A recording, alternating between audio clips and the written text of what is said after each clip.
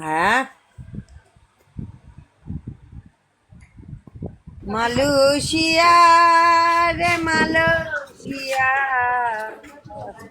কি করতেছেন?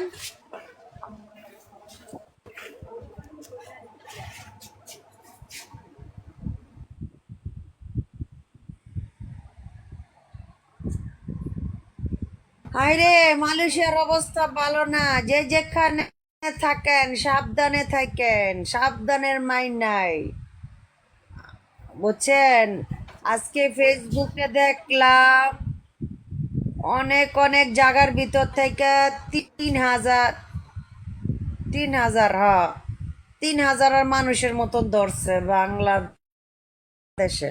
মানে বাংলাদেশ বলতে কি সব রাষ্ট্র মিলাই ধরছে অপরাসী।